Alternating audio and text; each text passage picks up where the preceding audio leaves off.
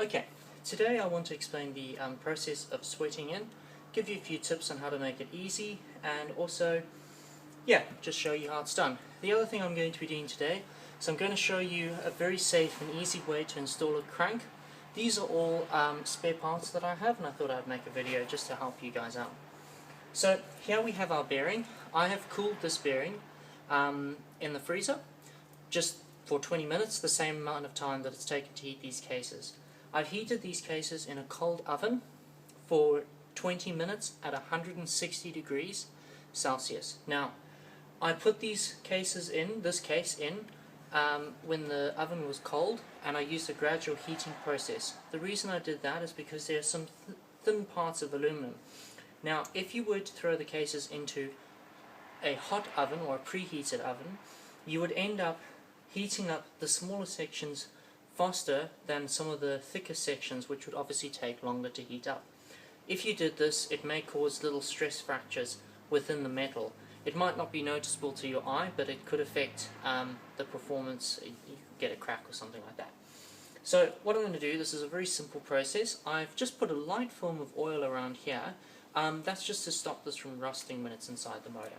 Very basic. So here we go, 2 fingers inside, very easy process, and just slot the bearing in like that. Now if it sticks, I have got a punch.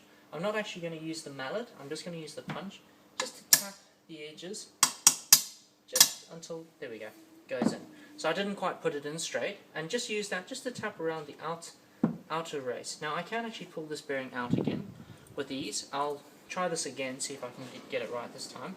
You do have about a minute to a minute and a half to get the bearing into the case. So generally, if you are prepared, you can put all the bearings in that you need to put in. Just be very careful that you get the orientation of the bearing correct. These bearings have got a little groove in there where the locking tabs will sit.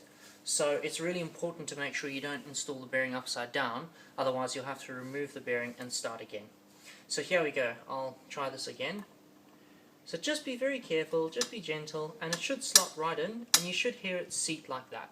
If you hear this sound, then that's a good sound to have. And that just tells you that it's seated. If you're not sure, you can always get your punch just on its own, and just tap the outer race gently. If you hear a solid sound, it's in. If you hear this sort of a sound,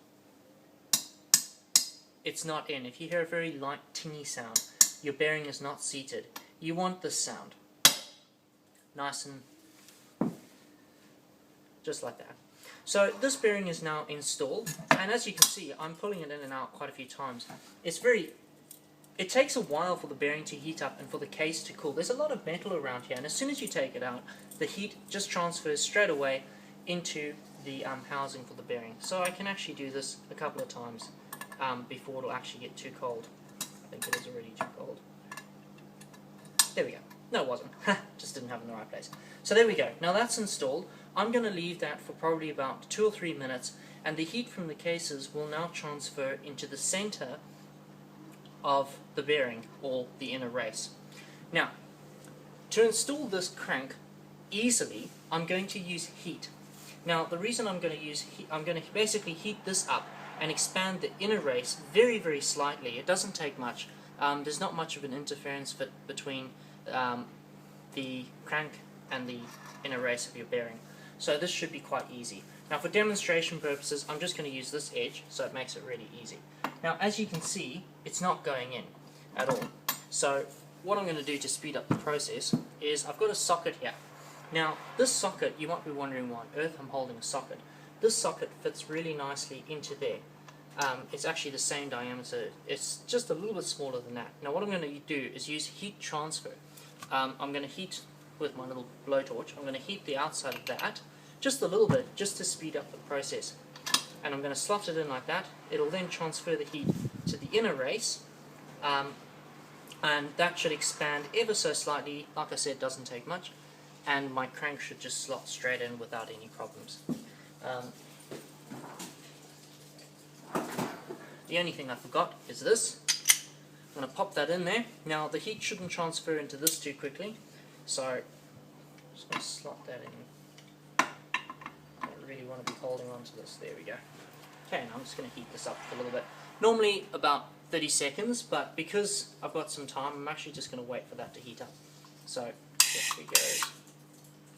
If this will light.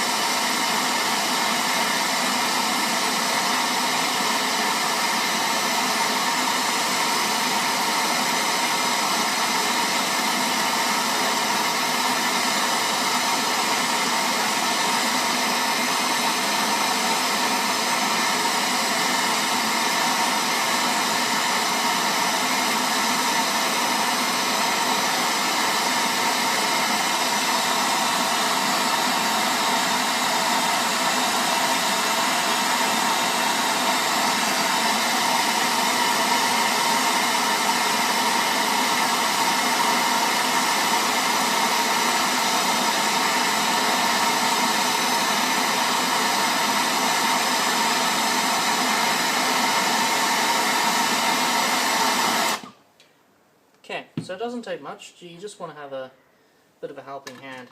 So I'm just going to slot that in there. Now that should slowly heat that bearing up. I think I've covered everything. There isn't much else to it than making sure that your cases are heated gradually at 160 degrees for 20 minutes. So that's basically it. And then just make sure the orientation of the bearings is correct. The other thing I like to do that I think I forgot to explain is using a little bit of brake cleaner.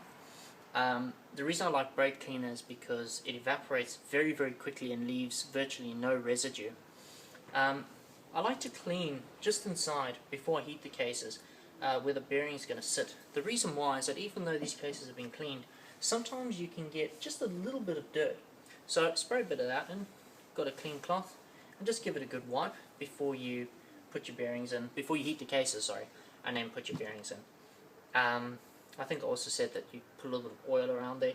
That does aid in installing the bearing, but that also just stops it from rusting, because once these cases close up, there isn't much space for the oil to get in there. In fact, I don't think there's any. And it's unlikely that your bearing will rust, but it just makes removing the bearings as well a whole lot easier. Okay, now I don't know if you saw earlier, but when I first put this bearing in, it didn't want to go in. And so obviously this is expanded ever so slightly. And you'll see that now when I put my crank in, it's going to go in as easy as anything. Oh, by the way, I am actually using an old socket, so if you want to keep your sockets, don't do this. You don't really need them hot, you just want them warm. I mean, I can basically touch that, so it's not piping hot. I love that. Keep calm, carry on. Yes, I use oven gloves in a workshop. Now, that's not going to cool down very quickly. The reason I say that is because the case is hot, so naturally it's not going to. So, what you want to do, make sure that your crank, I like to hold the crank like this, if you can see, so that I can stabilize the conrod. And this is going to slot in like a knife through butter. Now, I don't know if you saw how easy that was. Maybe I can do it again for you.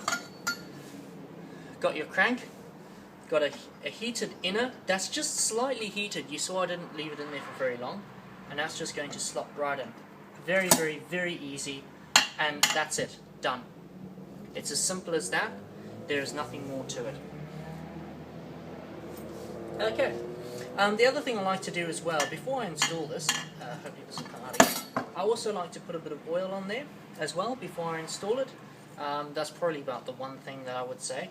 And then, yeah, if you see, I can put this in quite a few times. You don't need it to be very hot.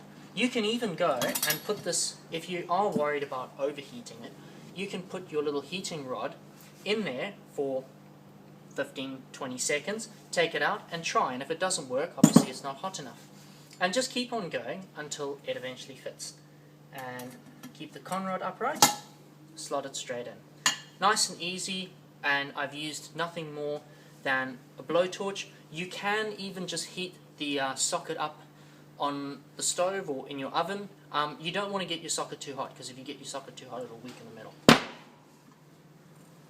Very simple process. And I'm going to take that out because I actually don't want my bearing inside. Okay, I hope this has helped you guys in some way. I think you've maybe got the gist. Sorry, I'm not the greatest at making videos, but yeah, hopefully this will give you guys a bit of a heads up on some tips and tricks that I use. As you can see, it really is a really quick process, and yeah, hope this helps. Please comment if you've got anything against this video. If there's something I've done wrong, I'm also learning. Please just leave a comment, and constructive comments are always helpful. Thanks for watching, guys.